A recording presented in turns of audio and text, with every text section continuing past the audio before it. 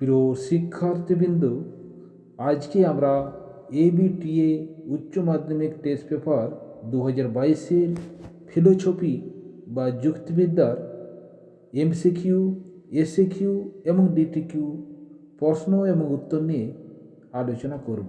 ABTA test পেপারে philosophy প্রশ্নপত্রে পৃষ্ঠা নম্বর AC 48 থেকে 50-এর সমস্ত প্রশ্নের উত্তর নিয়ে আলোচনা করব। প্রথমে আলোচনা করব ডিটিকিউ বা ডেসক্রিপটিভ টাইপ প্রশ্ন নিয়ে।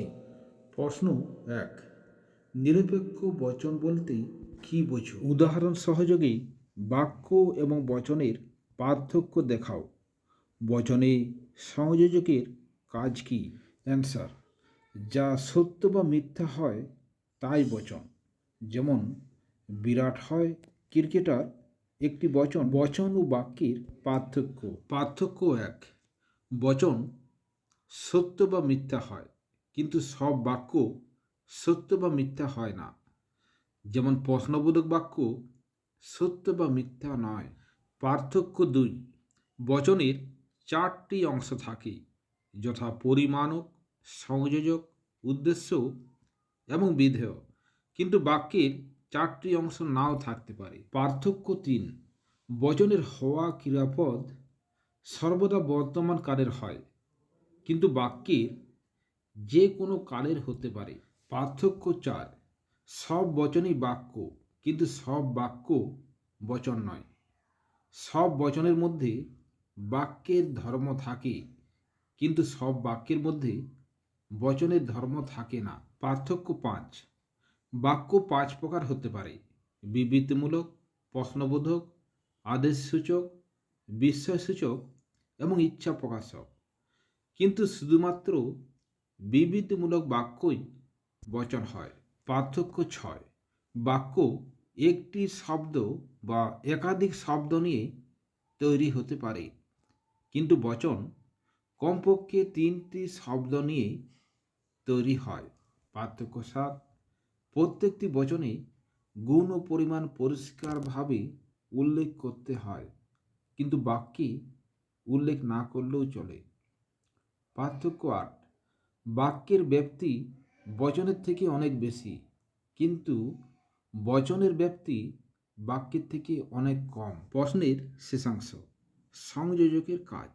প্রথমত, সংযোজক বচনে উদ্দেশ্য এবং বিধেয় পদের মধ্যে সম্বন্ধ স্থাপন করে। যেমন সকল কবি হয় ভাবুক, এখানে বিধেয় পদ ভাবুক এবং উদ্দেশ্য পদ কবি, এদের মধ্যে সম্বন্ধ স্থাপন করেছে হয় সংযোজকটি।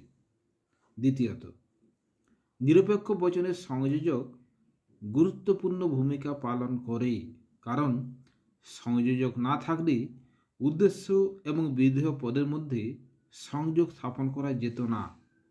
তৃতীয়ত, নিরপেক্ষ বচনের সংযোজকের মাধ্যমে বচনের গুণ প্রকাশ পায়। সংযোজক হাঁবাচক হলে গুণ হবে সদর্থক, আর সংযোজক না বাচক হলে গুণ হবে নগর্থক। প্রশ্ন 1-এর এর অথবা নিচের বাক্যগুলোকে বচনে রূপান্তর করো এবং গুণ ও পরিমাণ উল্লেখ করো। 1 নম্বর, যে কেউ এ কাজ করতে পারে। এর বাচনিক রূপ হবে এ বচন। সকল ব্যক্তি হয় এমন যারা এ কাজ করতে পারে। এখানে গুণ সদর্থক, পরিমাণ সামান্য। 2 নম্বর, সবাই সাধু নয় যারা গির্জায় যায়। উক্ত বাক্যটির বাচনিক রূপ হবে ও বচন। কোনো কোনো গির্জায় যাওয়া ব্যক্তি নয় সাধু।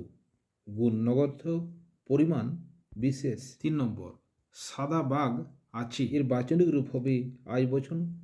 কোনো কোনো বাঘ হয় সাদা। এখানে গুণ সদর্থক, পরিমাণ বিশেষ। 4 নম্বর, বৃত্তাকার বর্গক্ষেত্র নেই। এর বাচনিক রূপ হবে ই বচন। কোনো বর্গক্ষেত্র নয় বৃত্তাকার। গুণ নগর্থক, পরিমাণ সামান্য। প্রশ্ন 1-এর বি, বচনের বিরোধিতা বলতে কি বোঝো? উদাহরণসহ অধীন বিপরীত বিরোধিতা এবং অসম বিরোধিতা ব্যাখ্যা করো।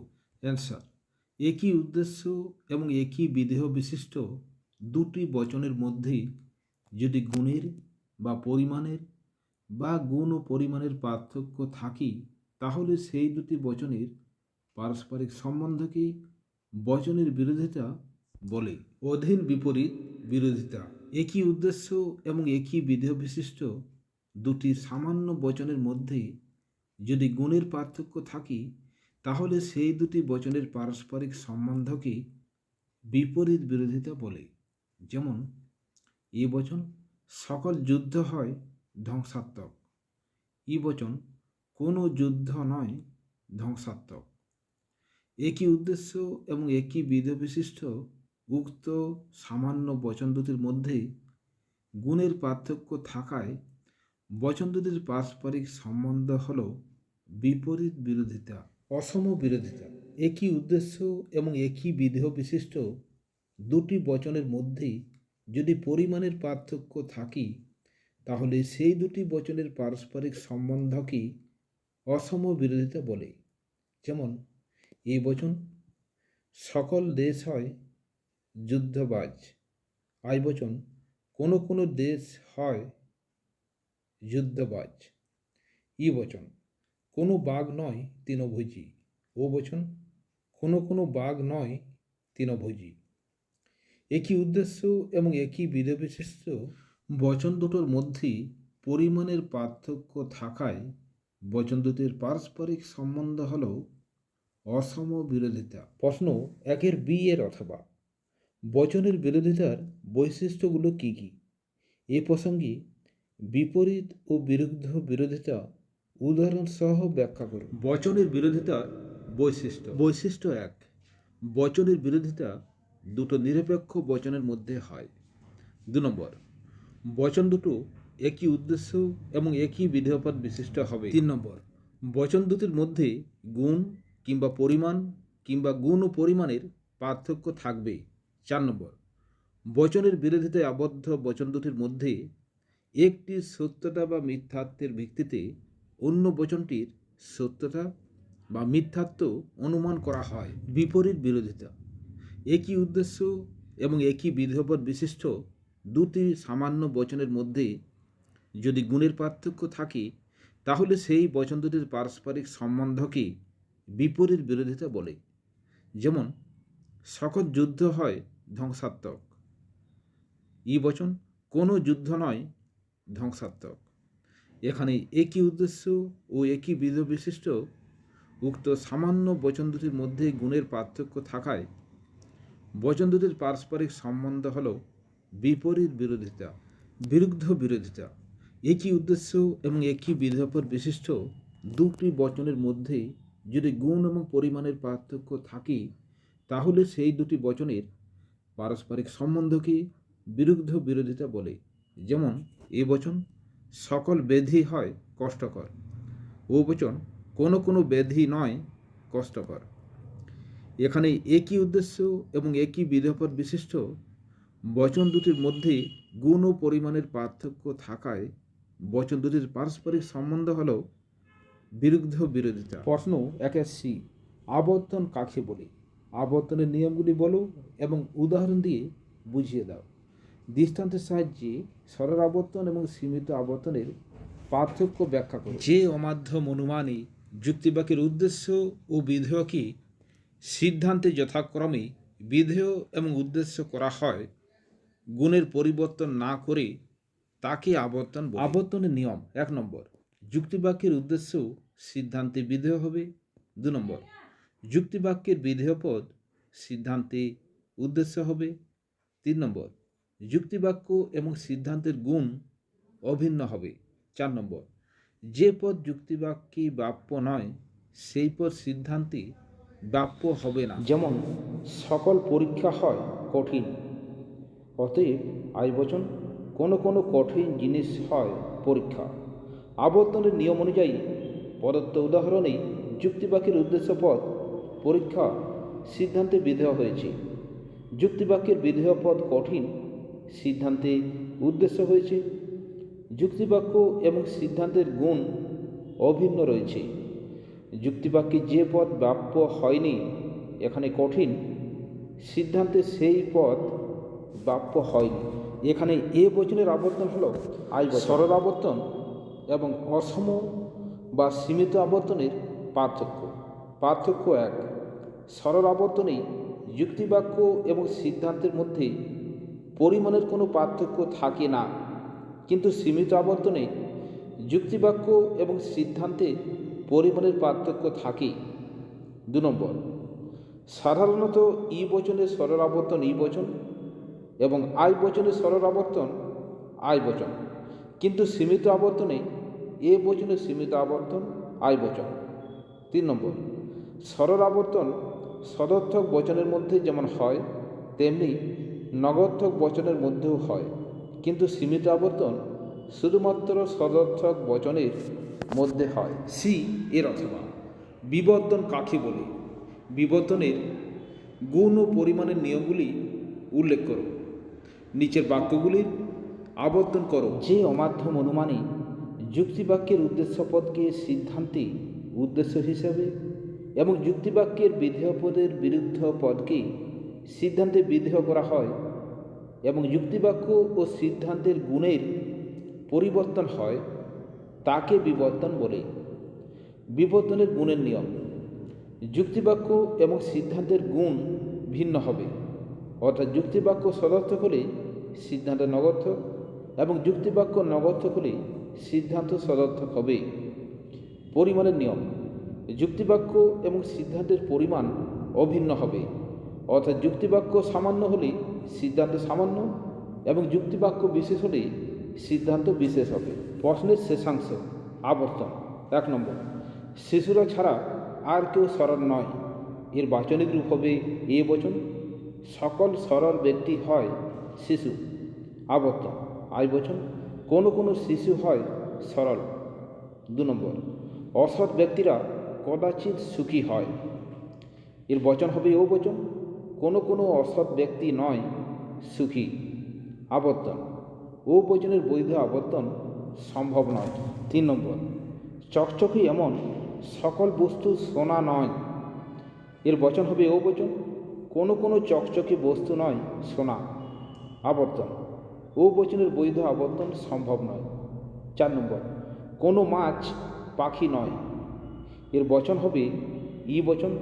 কোনো মাছ নয় পাখি, আবর্তন কোনো পাখি নয় মাছ।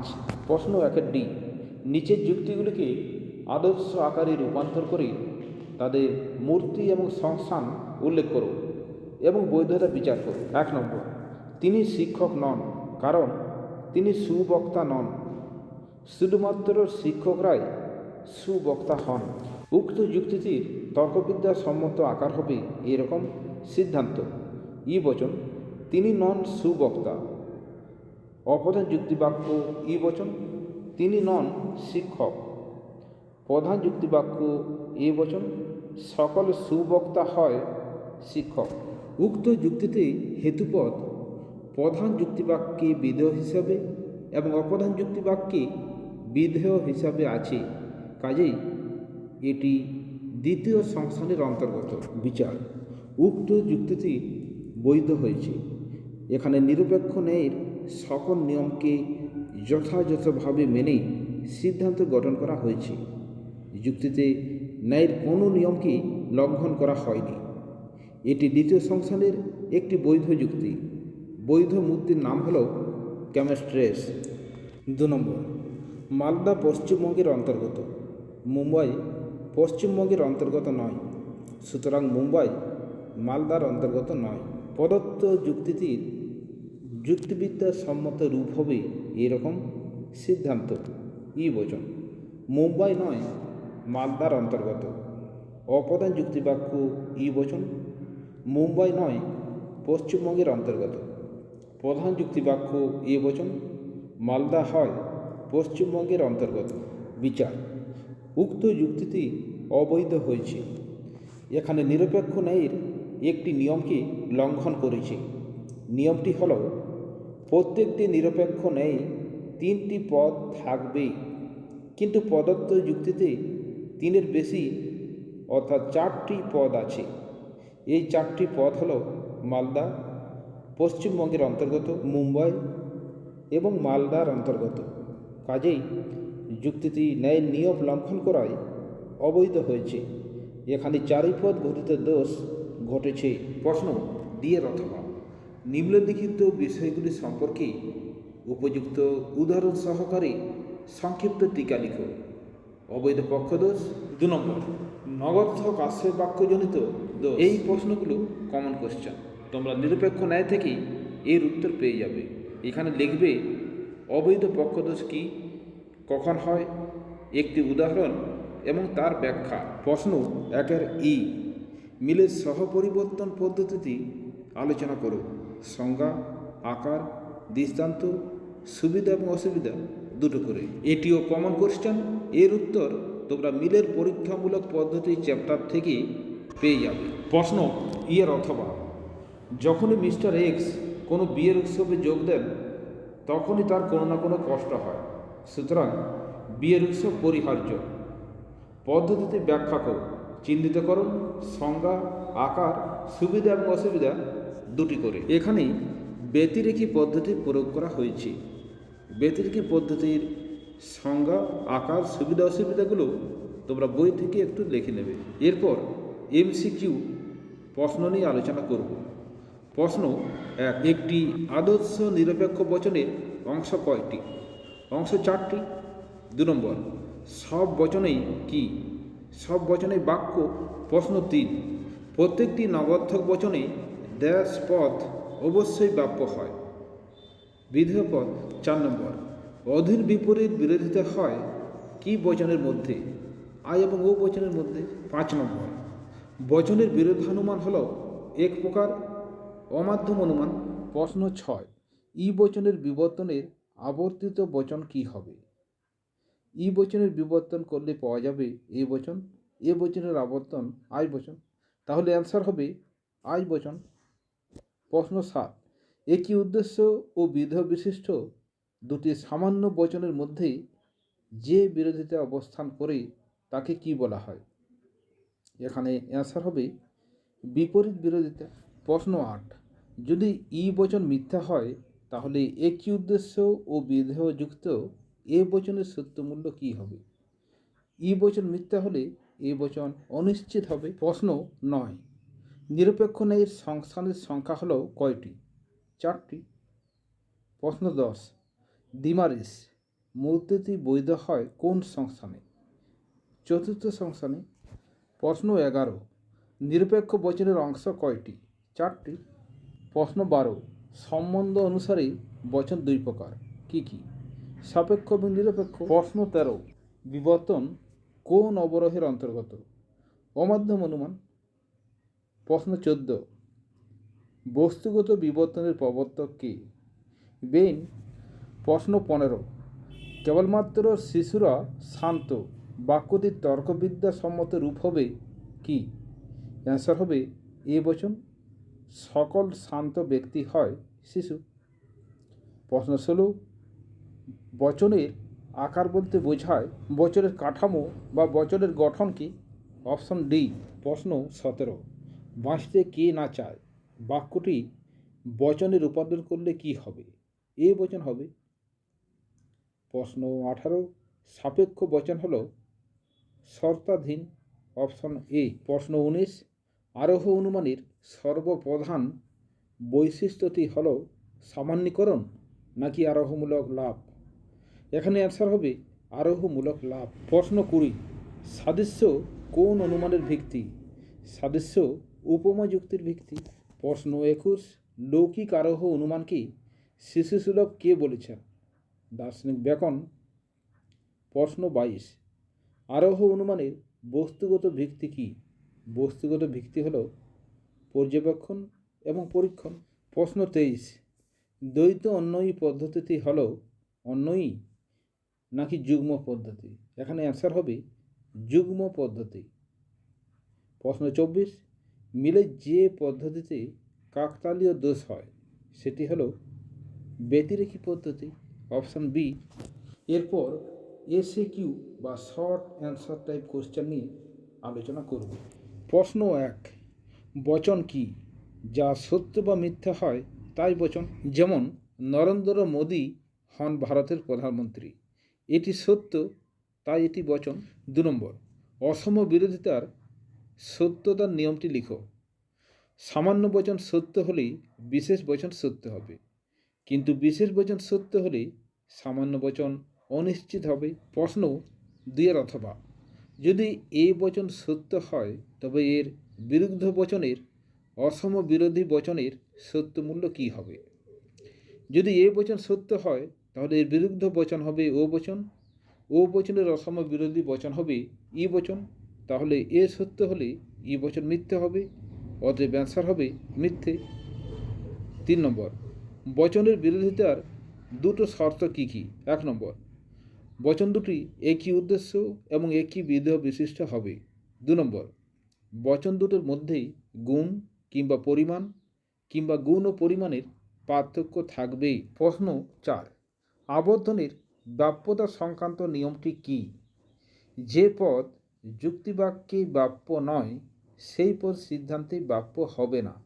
অথবা, অমানুষ কবি নেই, এর বিবর্তন হবে সকল কবি হয় মানুষ। প্রশ্ন 5, নিরপেক্ষ ন্যায় কাকে বলে?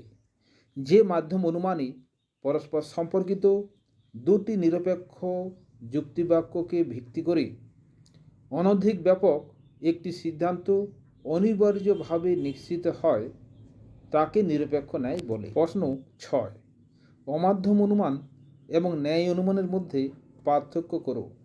পার্থক্য 1, অমাধ্যম অনুমানে একটিমাত্র যুক্তিবাক্য থেকেই সিদ্ধান্ত নিশ্চিত হয়, কিন্তু ন্যায় অনুমানে দুটো যুক্তিবাক্য থেকেই একটি সিদ্ধান্ত নিশ্চিত হয়।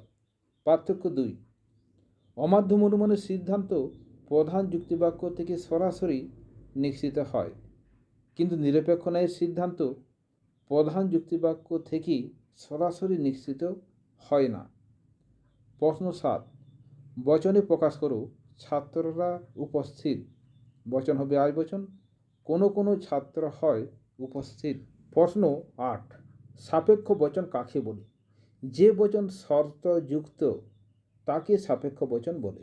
যেমন, যদি বৃষ্টি হয় তাহলে মাটি ভেজে, হলো সাপেক্ষ বচন। প্রশ্ন 9, বাক্য ও বচনের পার্থক্য লেখো দুটি। 1 নম্বর, বাক্য সত্য বা মিথ্যা হতে পারে না, কিন্তু বচন সত্য বা মিথ্যা হবেই।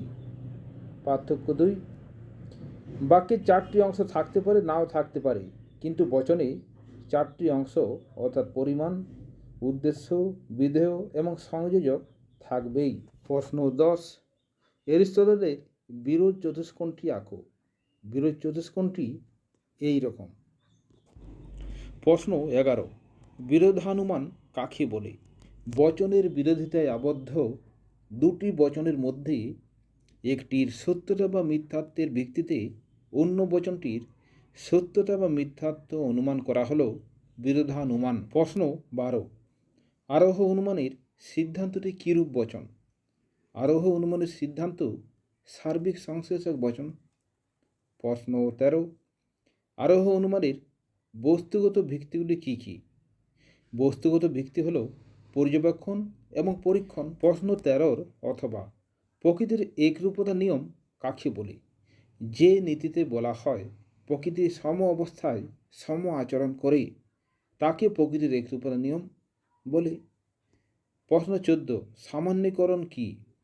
যে প্রক্রিয়ায় বিশেষ বিশেষ কয়েকটি বস্তু বা ঘটনাকে পর্যবেক্ষণ করে একটি সার্বিক সংশ্লেষক বচন প্রতিষ্ঠা করা হয় তাকে সামান্যীকরণ বলে। প্রশ্ন 15, আরোহমূলক লাভ কি? আরোহমূলক লাভ বলতে বোঝায় আরোহ অনুমানে যুক্তিবাক্য থেকে সিদ্ধান্তে উপনীত হওয়ার যে দূরত্ব বা ফাঁক থাকে তাকে অতিক্রম করা। অথবা, আরোহ অনুমানের আকারগত ভিত্তি কি? আকারগত ভিত্তি হল প্রকৃতির একরূপতা নিয়ম এবং কার্যকারণ নিয়ম। প্রশ্ন 16, অপসারণের সূত্র বলতে কি বোঝো?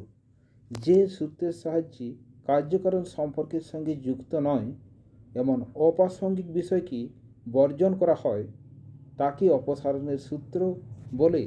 এই ভিডিও থেকে তোমরা উপকৃত হলে একটা লাইক দিও এবং চ্যানেলটিকে সাবস্ক্রাইব করো।